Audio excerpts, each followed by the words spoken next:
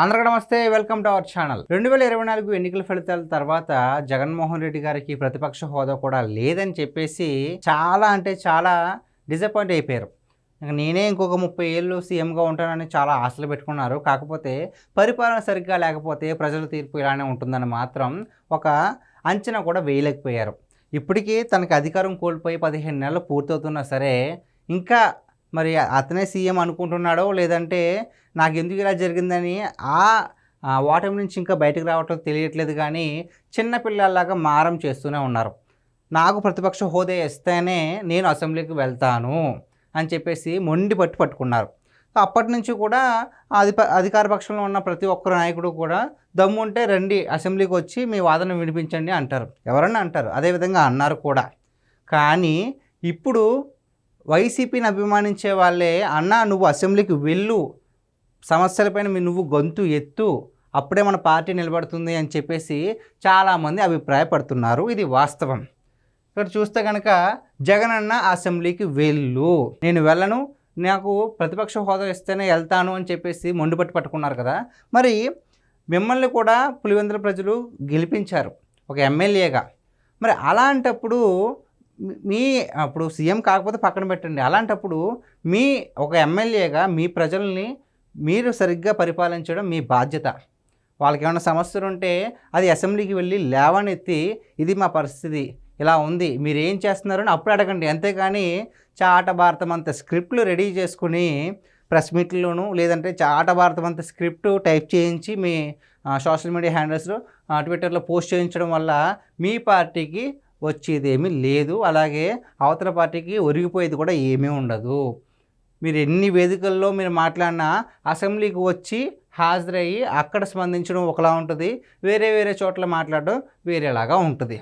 కాబట్టి లేదు నాకు ప్రతిపక్ష హోదా లేదు, అది ప్రతిపక్ష హోదా ఉంటేనే రావాలని రూల్ లేదు కదా. మీరు ఎమ్మెల్యేగా గెలిచారు కదా. మేము ఒక పార్టీ అధిష్టాన నాయకుడై ఉండి మీరు ఇలా చిన్నపిల్లల్లాగా ఉంటే కనుక మరి మిగిలిన వాళ్ళు కూడా అసెంబ్లీకి వెళ్ళాలన్నా సరే వాళ్ళకి ఎలా ఉంటుందంటే ఒక సముద్రం ముందు చిన్న నావలా ఉంటుంది వాళ్ళ పరిస్థితి. అక్కడ ఉన్న వాళ్ళందరూ కూడా కూటమి అభ్యర్థులు. ఒకవేళ వెళ్దామన్నా, మిమ్మల్ని ఎదిరించి వెళ్ళి కూర్చుందామన్నా అంత పెద్ద సమూహం ముందు వాళ్ళకు చిన్న నావలా కనిపిస్తారు. వాళ్ళకు కూడా ఏదోలా ఉంటుంది.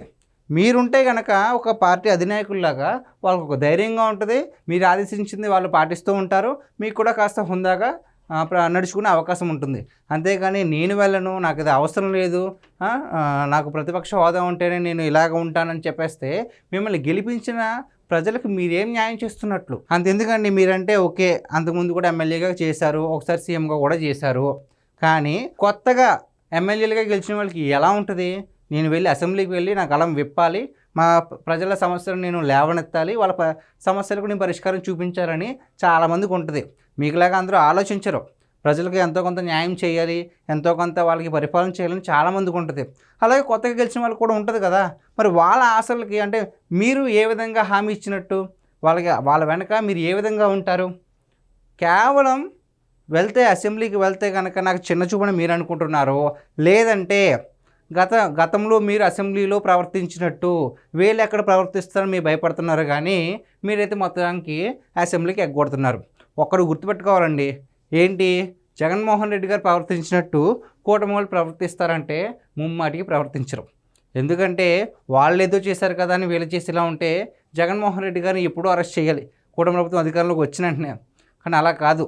చట్ట ప్రకారంగా ఇప్పుడు లిక్కర్ స్కామ్ ఉంది, ఆ లిక్కర్ స్కామ్ వెంటనే ఓకే జగన్ అంటున్నారు, వెంటనే వేసేయచ్చు. లేదు, చట్ట ప్రకారం అన్ని సాక్ష్యాలు బయటికి తీయాలి, ఆధారాలు ఉండాలి. అప్పుడు ఒక ప్రొసీజర్ని ఫాలో అయ్యి అప్పుడు చేస్తేనే చట్టానికి విలువ ఇస్తున్నట్లు. ఈయన గారు ప్రవర్తించినట్లు రాత్రి చంద్రబాబు నాయుడు గారిని అరెస్ట్ చేసి ఎటువంటి కారణాలు లేకుండా అరెస్ట్ చేసి ఏదో స్కిల్ స్కామ్ అది ఇది అని చెప్పేసి చేస్తే కనుక అది కక్షపూరిత రాజకీయం అవుతుంది.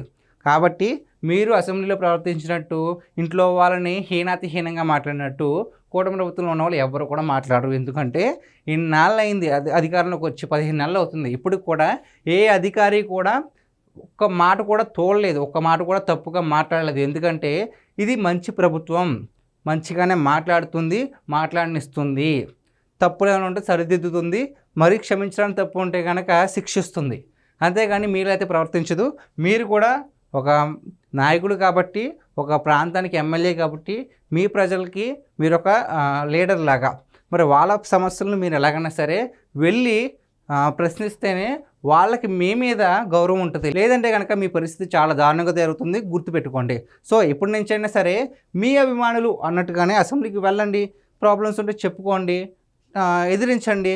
లేదు నాకు ఎక్కువ టైం ఇస్తేనే నేను మాట్లాడతాను, ఉన్న టైంలో మీ మెయిన్ పాయింట్స్ అంతా మాట్లాడండి, అనవసరం అంతా మాట్లాడకుండా ఉన్న పాయింట్స్లో మాట్లాడండి. లేదంటే తర్వాత ప్రెస్ మీట్లు పెట్టుకోండి. అంతేగాని మొత్తానికి ఎగ్గొట్టేసి నాకు ఎక్కువ టైం మైక్ ఇస్తేనే నేను చేస్తాను అంటే చిన్నపిల్లలాగా ఉంటుంది.